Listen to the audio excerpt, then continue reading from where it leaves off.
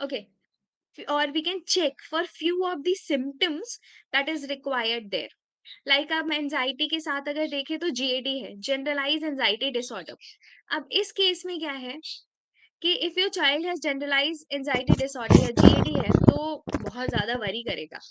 अब मैं आपको एक एग्जांपल बताती हूँ। I came across with one student that was a, और वो ग्रेड 6 में है। ही जनरली मतलब यूजुअली 6 क्लास का बच्चा आपके पास काउंसलिंग के लिए नहीं आएगा जब तक उसको भेजा ना जाए, correct? He walked in and said, how can I just stop my mind from worrying, मेरे एग्जामिनेशन में मार्क्स कैसे आएंगे? And he is in grade 6। Board का बच्चा अगर स्ट्रेस की बात करे तो आप समझ सकते हो, रिलेट कर सकते हो, क्योंकि उसके ऊपर प्रेशर बनाया जाता है। बट ग्रेड 6 के बच्चे को, और आपको पता है आप में से कितने लोग मैथ्स में अच्छे थे? हाँ, you can unmute and tell. ये स्वाति, कितने लोग मैथ्स में अच्छे थे? अच्छे थे? ओके, चलो ये एक अच्छी बात बच्ची थी। आप आई वाज़न्ट मैं 0 और 1 वाली थी। मैं बाइनरी के आगे बढ़ ही नहीं पाती थी। मैं तो बहुत ही मैम मैं भी बिल्कुल अच्छा नहीं था ये मैम। बिल्कुल अच्छा नहीं था ना। आप ट्रस्ट करो नहीं। कि वो बच्चा मेरे पास किस वजह से आया था। When I talk him out, he actually told me, said कि मैम 20 में से आपको पता है मेरे कितने मार्क्स आए हैं? 12 मार्क्स आए हैं, और मेरी टीचर ने कहा है कि पासिंग मार्क्स 15 होने चाहिए। मेरे 3 मार्क्स कट गए और मुझे इसी बात की दुःख हो रहा है। मैंने कहा बेटा थिंक अबाउट दोज़ जिनके 4 और 5, और कहता है जिसके 10 मार्क्स आए। एंड टीचर ने डिस्क्रिमिनेशन कैसे किया कि जिसके 10 मार्क्स आए उसको कहा कीप इट अप, आगे बढ़ो बेटा, और मेरे 12 आए तो मुझे डाँटा कि तुम और यही काम करो, तुम बिल्कुल पढ़ाई-लिखाई में नहीं जा रहे हो और कुछ कर रहे हो। तो मैंने कहा बेटा आप मुझे ये बताओ कि आपसे टीचर्स की एक्सपेक्टेशन होगी ना जिसकी वजह से आपको मार्क्स अच्छे मिलने वाले होंगे, या उन्होंने सोच के रखा होगा कि आपको मार्क्स अच्छे मिलेंगे। सो ही सेड नहीं मैम, अब इस समय मेरे फ्रेंड्स भी मुझसे बात नहीं कर रहे हैं, तो मुझे ना बड़ा अजीब-सी घबराहट हो रही है। The restlessness he was feeling, he can not put it into the words, but that was completely anxiety. That was complete anxiety was there, and he's not been able to reason it out. उसको समझ नहीं आ रहा था कि हर बार 18-19 आ जाते थे maths में मेरे, इस बार मेरे 12 आए हैं, और उसमें भी मेरी टीचर ने कह दिया कि ये मार्क्स पासिंग नहीं है, तो मेरा तो पता नहीं क्या होने वाला है। और सबसे ज़्यादा दिक्कत क्या है? You will be amazed to know, उसने मुझे बोला कि आपको पता है कि मेरा दुनिया में ना कोई नहीं है। मैं सच में बहुत सख्ती में आ गई थी। मुझे लगा कि शायद इस क्योंकि I am meeting the child first time, so I thought कि इसके पेरेंट्स-वेरेंट्स नहीं है, मुझे थोड़ा डिफरेंट तरीके से इसको टैकल करना पड़ेगा। तो फिर आफ्टरवर्ड्स ही एडेड, मम्मी-पापा के अलावा मेरा दुनिया में कोई नहीं है। मैंने कहा बेटा वो सबके साथ होता है किसी के मम्मी-पापा के अलावा कोई नहीं होता। तो कहते हैं ये फ्रेंड्स मेरे नहीं है, एंड वो उसकी that was started dealing things out.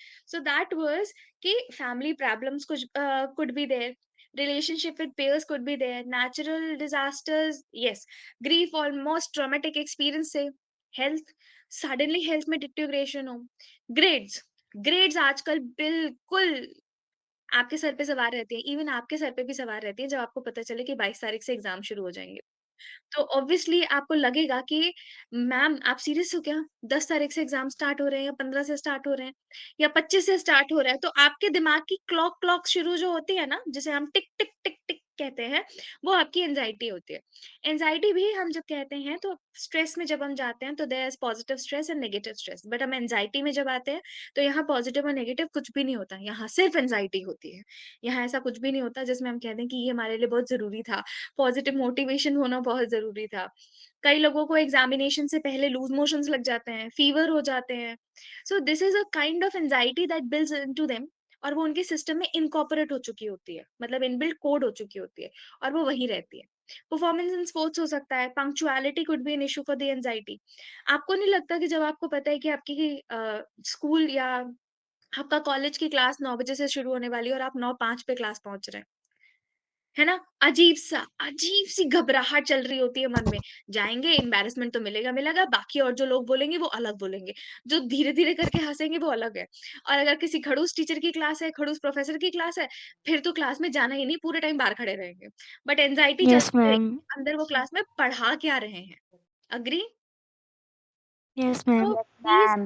these are the general issues जिनकी वज़ह से एंग्ज़ायटीज़ अराइज़ होती हैं। अब हम आ जाते हैं टिपिकल फिज़िकल सिम्पटम्स पे। सो हमारे फिज़िकल सिम्पटम्स आते हैं fatigue, inability to sleep, restlessness, difficulty concentrating and irritability. ये कुछ फिजिकल सिम्टम्स हैं जो कि बच्चों में बहुत आसानी से देखने मिलते हैं। बट पता है क्या, हम दोनों में डिस्क्रिमिनेट नहीं कर पाते बिकॉज हमारे पास टीनेजर्स होते हैं और टीनेजर्स इस टाइप के सिम्टम शो कर रहे होते हैं। एंजाइटी एक नर्सरी के बच्चे को भी हो सकती है जिसको हड़का करके टीचर ने भेजा। वो आते ही या तो उसको लूज़ मोशंस लग जाएँगे और नहीं, क्योंकि हमारा जो स्टमक सिस्टम है ना, वो सब चीज़ों से कनेक्टेड होता है। सब चीज़ों से कनेक्टेड मतलब हमारे ब्रेन से, कोई भी ज़रा-सा स्ट्रेस होगा, हमारा पेट खराब हो जाएगा। तुरंत, तुरंत खराब होगा। आपको सिम्पटम अगर खुद में भी चेक करना हो ना कि you have a symptom of stress और एंग्जायटी, आपको सीधे-सीधे आपका लूज़ मोशन शुरू हो जाएगा। और आपको उसका कोई भी रीज़न नहीं मिलेगा दैट यू साउंडेड कि हम बड़े हो चुके हैं, हम बहुत कूल और स्ट्रॉन्ग हैं, बाकी सारी चीज़ें हैंडल कर सकते हैं, but still your body responds in that manner. Restlessness, घबराहट होनी शुरू हो जाएगी, you can not stay at one place. आप टहलना स्टार्ट कर देंगे, चहलकदमी स्टार्ट कर देंगे, बहुत जल्दी-जल्दी बात करना स्टार्ट कर देंगे। तो ये चीज़ें हमारे लिए रेस्टलेसनेस क्रिएट करना, नहीं तो कुछ लोगों को पैर हिलाने की आदत होती है। एंग्ज़ायटी। नहीं, अगर आपने ये नहीं देखा होगा तो कुछ लोगों को बैंगिंग की आदत होती है। वो हाथ बार-बार टेबल पे डाल रहे होते हैं, फट-फट कर रहे होते हैं।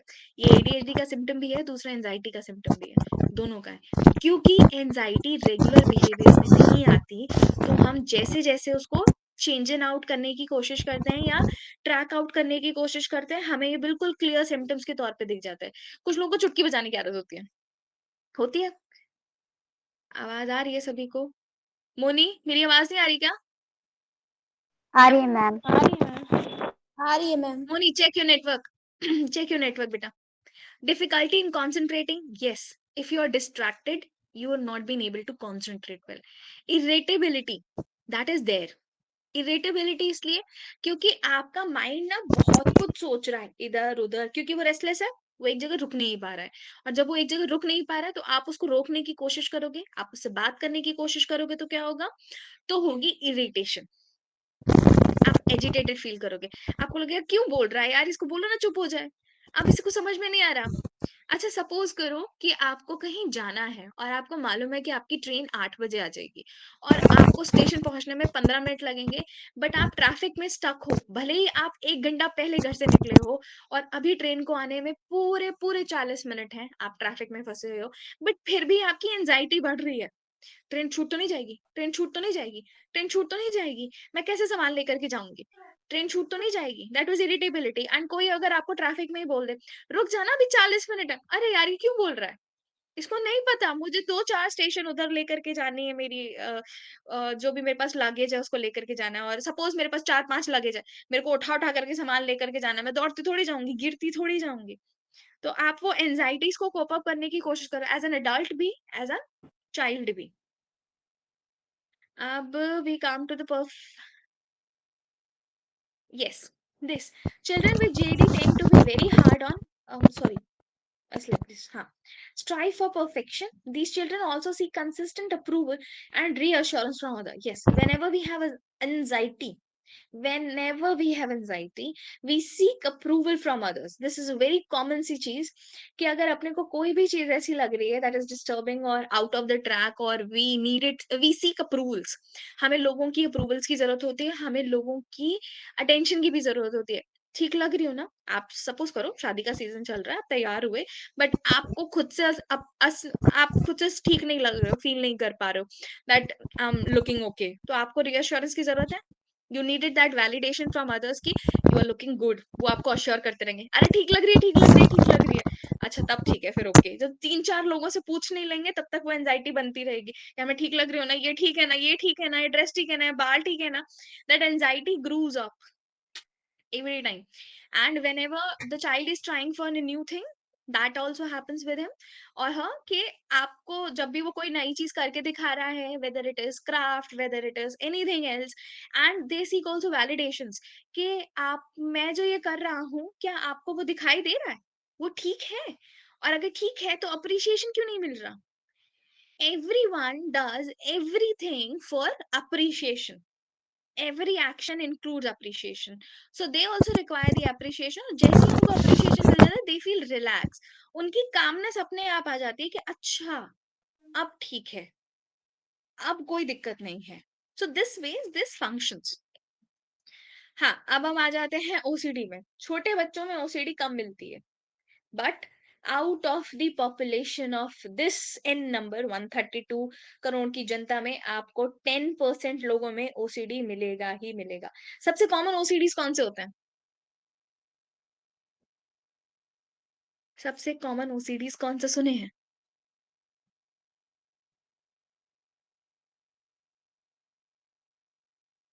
सुने हैं? कोई एग्जांपल दे सकता है ओसीडी का? यस पूर्वी, गुड। Anyone else? भाई देखो, या तो कैमरे ओपन कर लो ताकि मुझे तुम लोगों की गर्दन नॉड करते हुए सुनाई दिखाई दे, क्योंकि बोलेंगे तो आप लोग है नहीं। हैंड वॉश करना, यस, गुड। मैम हर चीज को अरेंज में रखना, नहीं रखते तो एंजाइटी उन्हें होने लगती है। मैम किसी ये भी मैम ओवर थिंकिंग, मतलब जैसे कि अगर कोई ताला बंद है तो वो मैंने बंद किया कि नहीं, उसे बार बार चेक करना है। हाँ ओके। मैम अगर मान लीजिए बेडशीट बिछा हुआ है तो उसमें एक सिलवट अगर आ रहा है उसके कारण भी प्रॉब्लम होता है। किसी भी कांस्टेंट थॉट को लेकर के प्रॉब्लम होता है। एक पर्सन हम देखे हैं ओसीडी का, उनको ये इशू था कि सपोज वो आपको अगर कॉल लगाना चाहेंगे तो एक बार को कॉल डायल करेंगे, रिंग होगा, फिर कट करेंगे, फिर दोबारा कॉल लगाएंगे, सेटिस्फैक्शन होता था। अगर ऐसा हो गया फर्स्ट कॉल में कि वो खाली होने लगती, तो फिर वो ट्रीटमेंट में गया फर्दर। ओके, मैं भी एक एग्जांपल शेयर करती हूँ आफ्टर आप लोगों के सारे वियर्ड वाले सुन लूं। जो ये लॉक वाला श्रेया ने बोला, हमारे एक प्रोफेसर थे, वो शाम 5 बजे निकलते थे और अपने घर पहुंचते थे 8 बजे। वो बेचारे जब 5 बजे डिपार्टमेंट लॉक करते थे ना, तो वो पहली बार लॉक किया 5 बजे, फिर वो बाहर जो वो बना हुआ है, ग्रिल बना हुआ है, वहां तक आते थे, फिर वो वापस जाते थे, उस लॉक को खींच के चेक करते थे, ठीक। फिर वो ग्रिल से बाहर आ जाते थे, तो बाहर हमारे यहाँ पेड़ लगे हुए थे, तो बाहर की दहलीज तक आते थे, फिर वहां से वापस जाते थे, फिर लॉक खोल के चेक करते थे दूसरी बार। वो अपनी कार तक पहुंचने तक 5 बार लॉक चेक करते थे।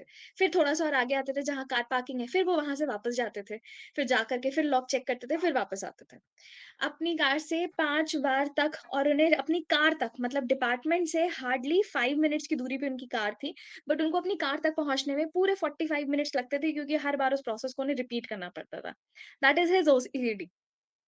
Sometimes what he have to do is कि ये आधे रास्ते घर पहुंच जाते थे और फिर उनको याद आता था कि उन्होंने लॉक ठीक से बंद नहीं किया है, फिर वापस आते थे लॉक चेक करने के लिए।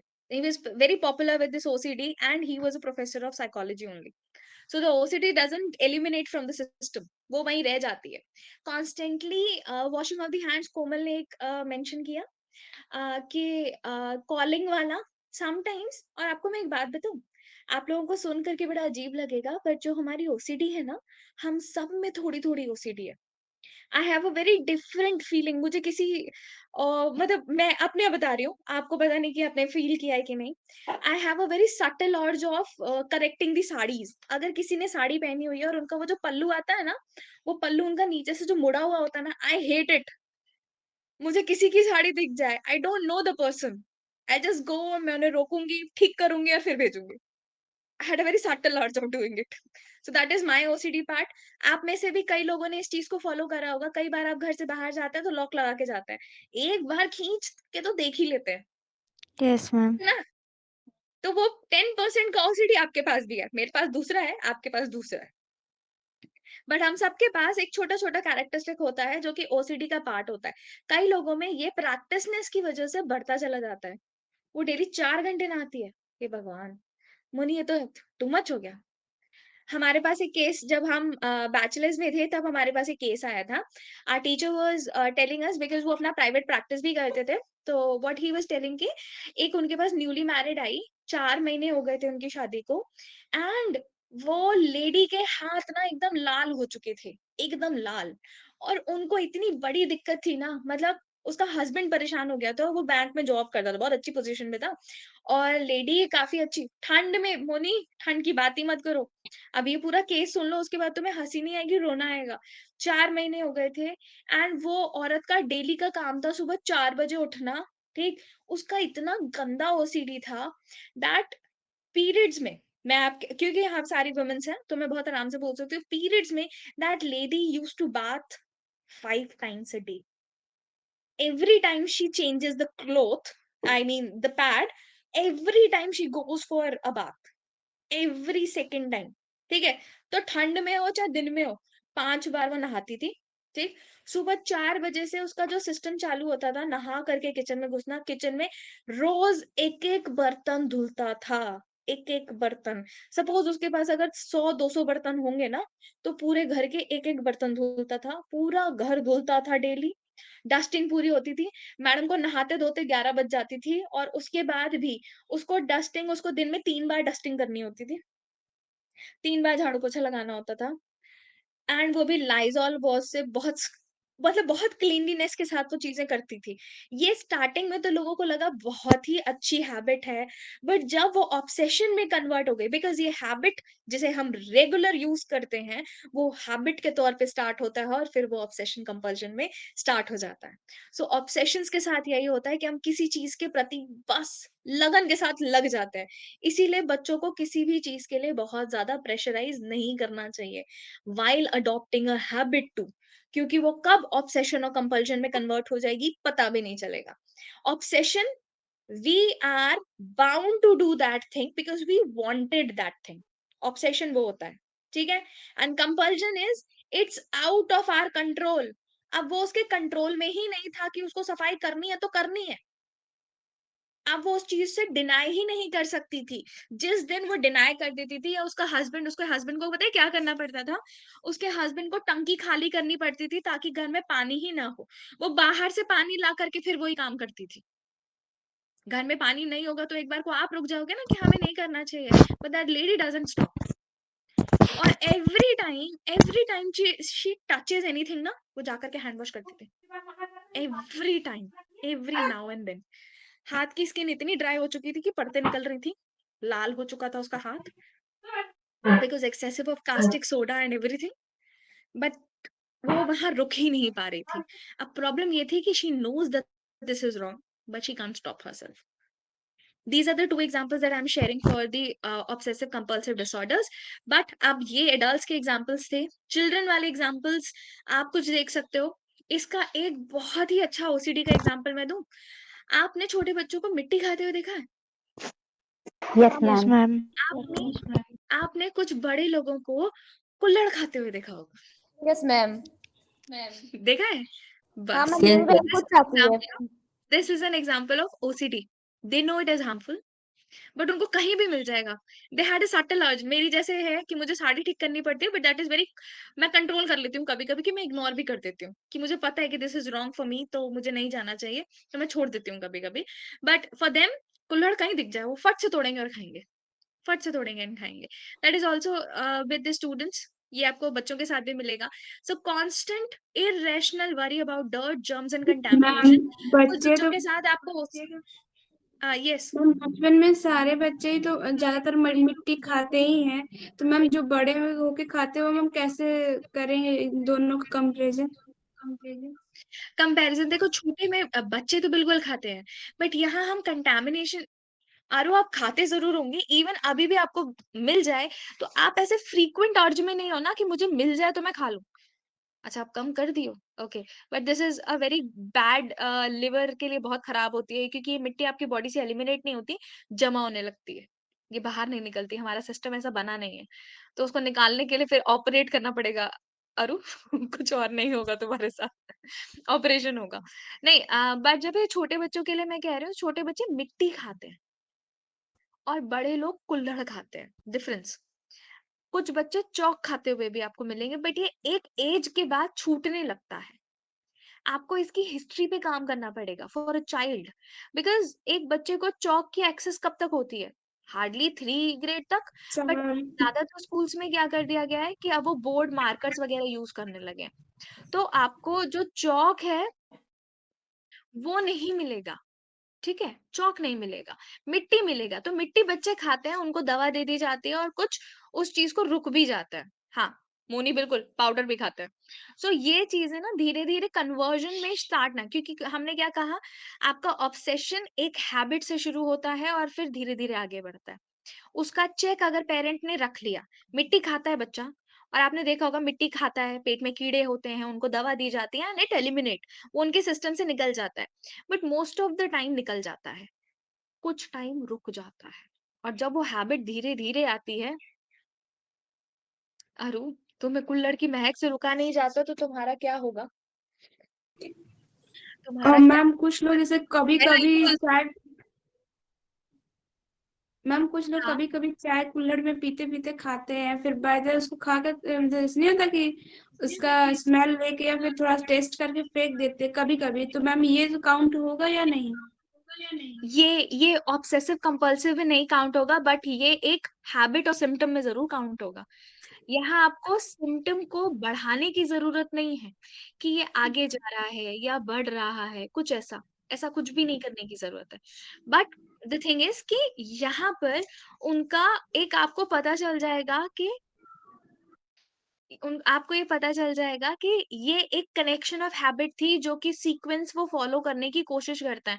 बट उनको ये कंसाइंस उनका रोक लेता है जो कि उनकी प्रॉपर रेगुलर हैबिट या पैटर्न में कन्वर्ट नहीं हुआ है। अगर आउट ऑफ 6 मंथ्स तुम बाहर कुल्हड़ में चाय पी रही हो और एक कुल्हड़ तुमने खा लिया, तो that's a very different kind of thing. चलो यार अर्ज हुई, खा लिया और काम खत्म हो गया, वो हर बार नहीं है।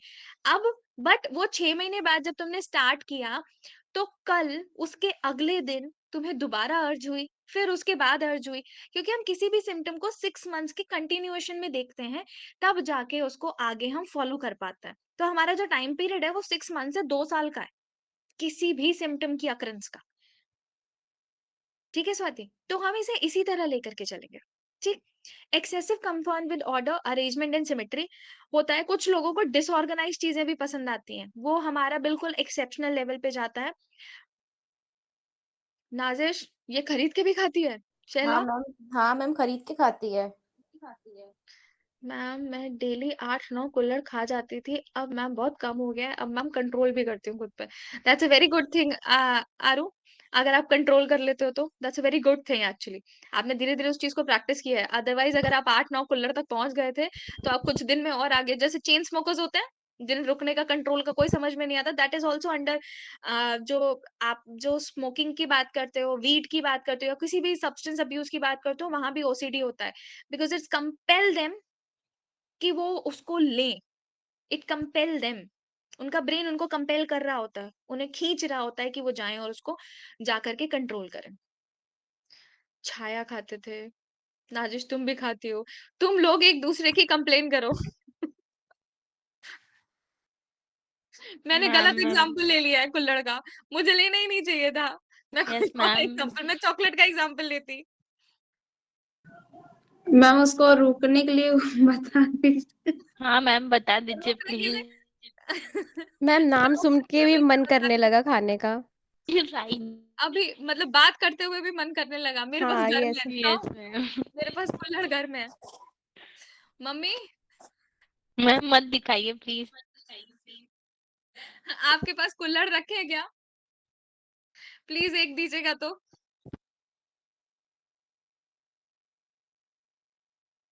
No ma'am. अभी इनका क्यों मैम?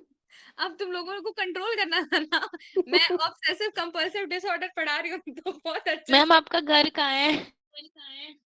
तुम घर से आओगी लेने? मैं पार्सल कर देती हूँ।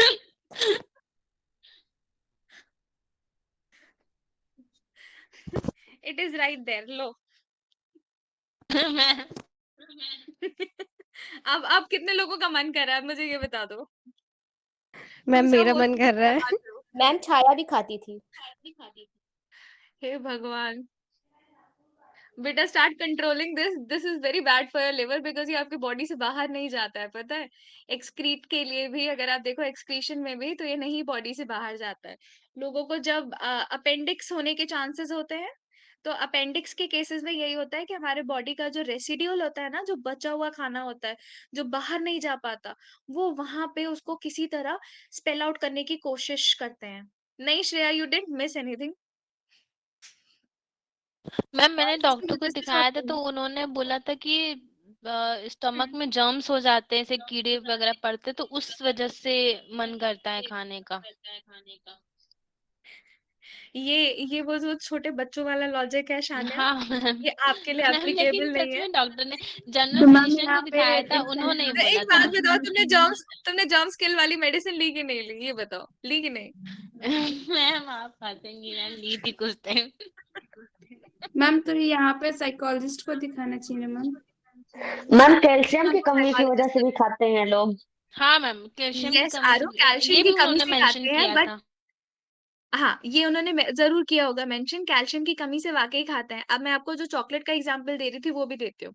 आपने कभी देखा है कि आप जब चॉकलेट्स लेकर के आ रहे होते हैं और आपने फ्रिज में चॉकलेट रखी है एंड यू नो कि it is putting there in fridge, तो आप हर बार घूम के आओगे, वापस आओगे, चॉकलेट का एक पीस काटोगे और वापस चले जाओगे, है ना? Yes ma'am. और ये सिर्फ तब तक रिपीट होता है, तब तक जब तक कि वो पैकेट खत्म नहीं हो जाता।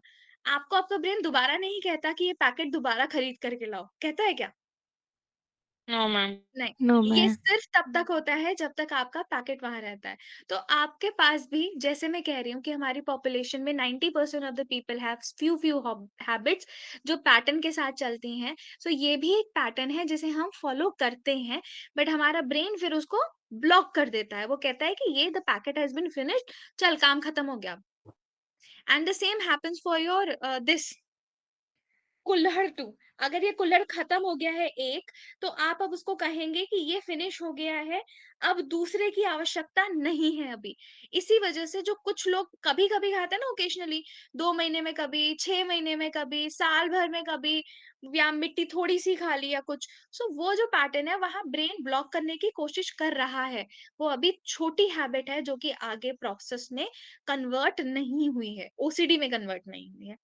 बट वो हो सकती है, दैट डिपेंड्स अपॉन कि आप उसको कितना फ्रीक्वेंट अपने बिहेवियर में इंक्लूड करना चाहेंगे। तो मैम चलो वी मतलब आर ये कमिंग बैक जर्म्स टू, की वजह से नहीं। नहीं, ये जर्म्स की वजह से नहीं होता है शान्या। प्लीज इसको एलिमिनेट करना स्टार्ट करो। एंड अगर एलिमिनेशन के लिए ऑल्टरनेटिव इंट्रोड्यूस कर सकते हो तो ऑल्टरनेटिव इंट्रोड्यूस कर दो। ऐसा बच्चों के लिए भी किया जाता है, टोबैको की हैबिट को छुड़ाने के लिए भी किया जाता है। जैसे अगर आपको बहुत सटल अर्ज लगे ना, तो आप इसकी हैबिट के बजाय कोई हेल्दी हैबिट देख लो। आप इलायची रख सकते हो अपने पास। आपको अगर इलायची नहीं बेटर ऑप्शन लगता है, because this is healthy for your, मतलब आपके सिस्टम के लिए खराब नहीं हाँ है, मैम, तो यू आपको कैन गो फॉर उससे दीज तो ऑप्शन। हेल्थी है, कुछ भी होगा हाँ, मिट्टी उससे तो से। बेटर ही ऑप्शन है। अगर वो आपको ठीक नहीं लगा, आप जेम्स पे स्टिक कर सकते हो। बच्चों की मिट्टी की हैबिट छुड़ाने के लिए उनको जेम्स दी जाती थी।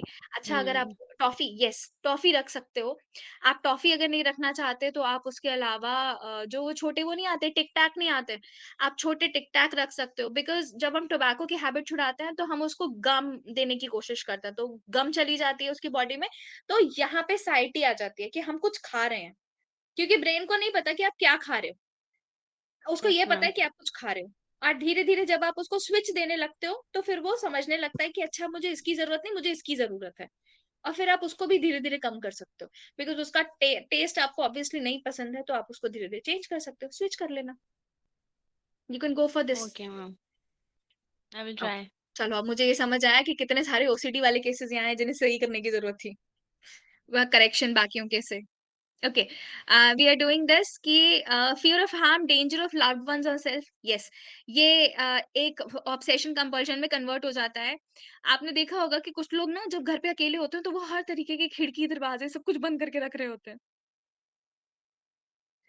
ठीक, आप अगर देखोगे, और कुछ लोग बिल्कुल फ्री होते हैं, वो बिल्कुल सब कुछ खोल खाल के पड़े होते हैं, उनको कोई किसी चीज का डर नहीं है।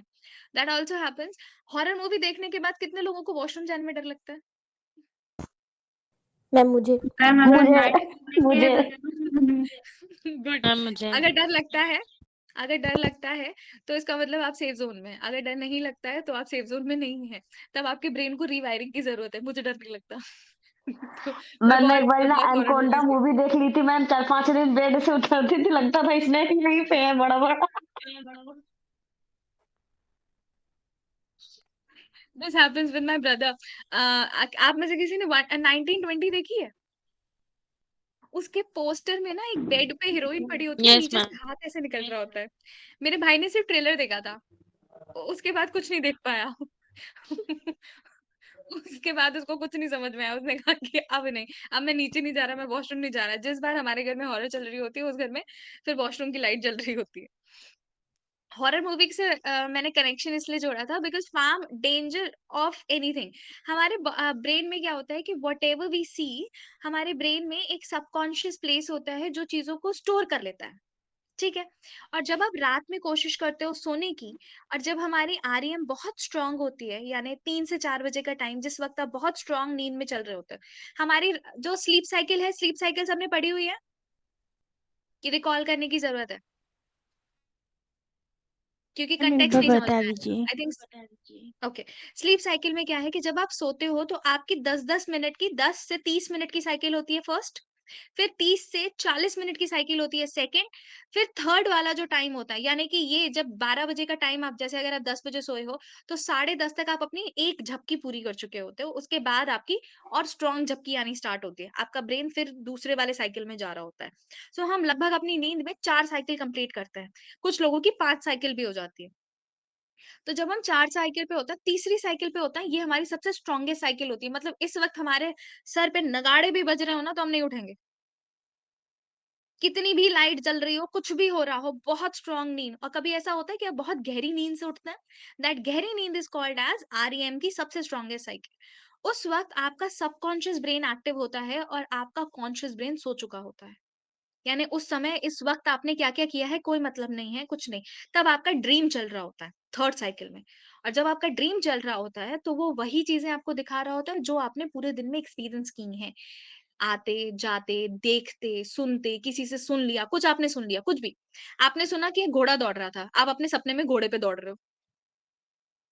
क्यों? आपने वो घोड़ा सुना था सिर्फ, तो आपका सबकॉन्शियस उसी से कनेक्शन करके आपको कुछ ना कुछ दिखाता है। जब आप 4th साइकिल में जाते हो ना, जैसे हम कहते हैं सुबह के सपने पूरे होते हैं, सच होते हैं, 4 बजे वाले, उस टाइम पे आपका अनकॉन्शियस ब्रेन काम कर रहा होता है और वो आपको वो चीज़ें बताने की कुछ इंट्यूशंस होती हैं हमारी, कि this could be true, this could not be. जैसे सिगमंड फ्रूड की ड्रीम एनालिसिस में आप पढ़ सकते हो। उन्होंने ड्रीम एनालिसिस में बहुत सारी चीज़ें बताई हुई हैं कि किस तरह से हमारा ब्रेन हमारे आने वाली चीज़ों को एक्सपीरियंस कर लेता है थ्रू वेव्स और फिर हम उसको आगे पर्स्यू करा सकते हैं या चेंज करके बता सकते हैं। तो वो डिपेंडिंग अपॉन इंटरप्रिटेशन पे जाता है। अब मैं इन ड्रीम्स पे आ रही थी, ओसीडीज़ में भी क्या होता है कि हम कुछ चीज़ें इमेजिन करने लगते हैं उस इमेजिनेशन के थ्रू।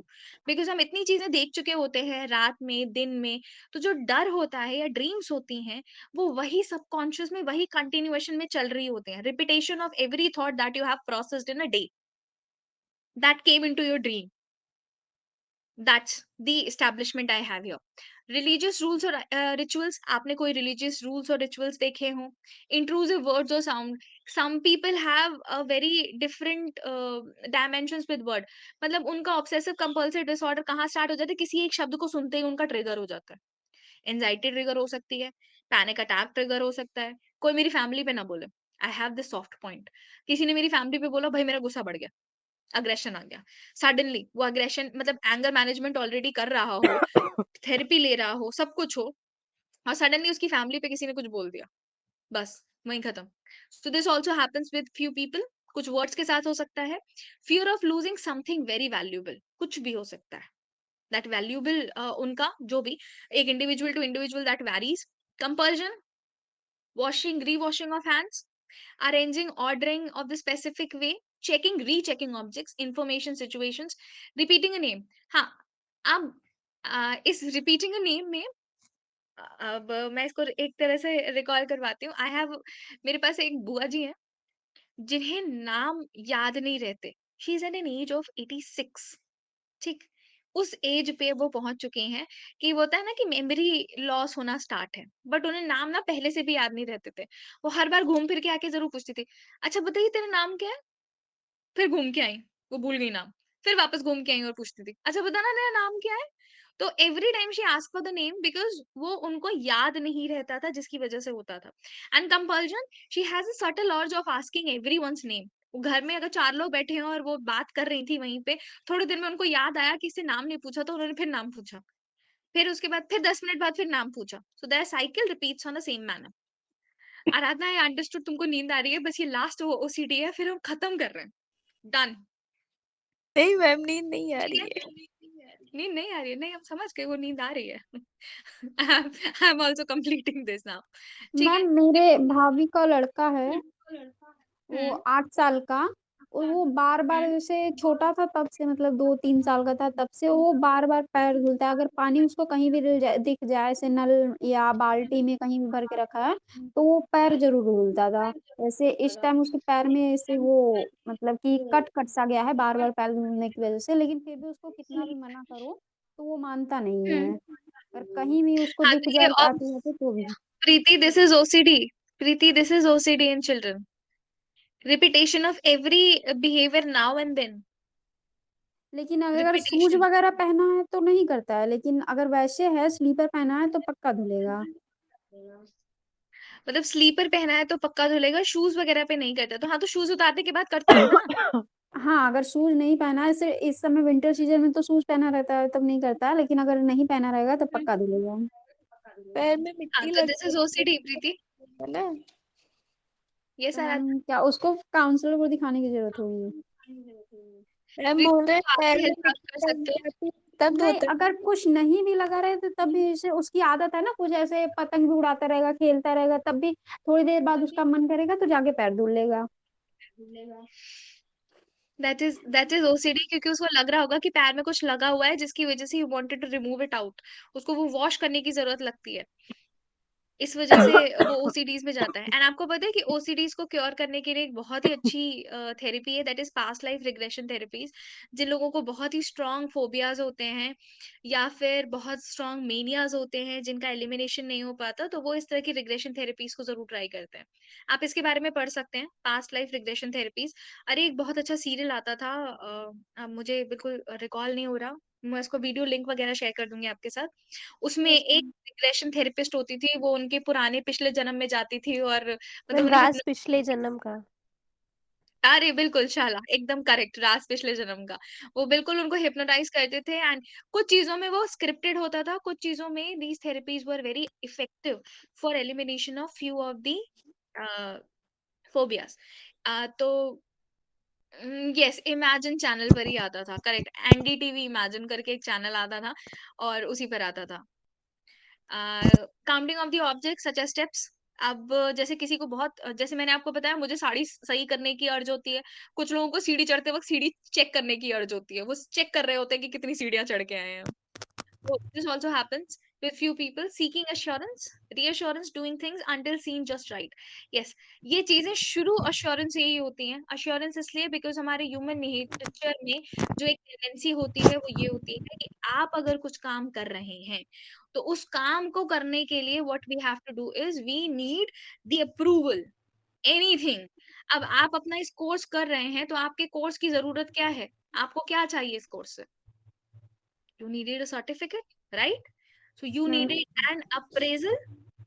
आपको अप्रिशिएशन चाहिए that you have successfully completed the course. आपको एक सर्टिफिकेट मिल जाएगा। नाउ यू कैन सी, आप ये दिखा सकते हैं लोगों को that we have learned few things about this course. In the same manner the seeking approval, because फिर आप उनके सामने जाओगे, बोस्ट करोगे। अब कोई नई चीज आप सीखते हो तो वो वापस जा करके लोगों के सामने फ्लॉन्ट करने में मजा आती है ना। ड्रेस नहीं ले लेते हो तो लोगों के सामने फ्लॉन्ट करने में मजा आती है। ये मैं नई ड्रेस लेके आई हूँ, इतने की लेकर के आई हूँ, देखो कितनी अच्छी लग रही है। So these are seeking approval and reassurances that we require for every now and then, or every behavior that we pursue and follow. Now I'm resting the OCD here. We'll be continuing it. Panic disorders left, panic है, PTSD है, social anxiety है, separation anxiety है। अब आप मुझे कल का time बता दीजिए, कल कौन कौन फ्री है? कल can I take the class at 11? Will that be okay? Yes ma'am. Yes ma'am. Yes ma'am. Yes, ma'am. Yes ma'am.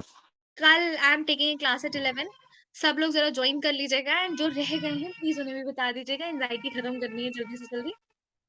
Okay ma'am. ठीक है? ओके, चलो okay bye, ma'am, good thank night you. Everyone. Bye bye ma'am, ma'am, good good night night ma'am. Ma'am.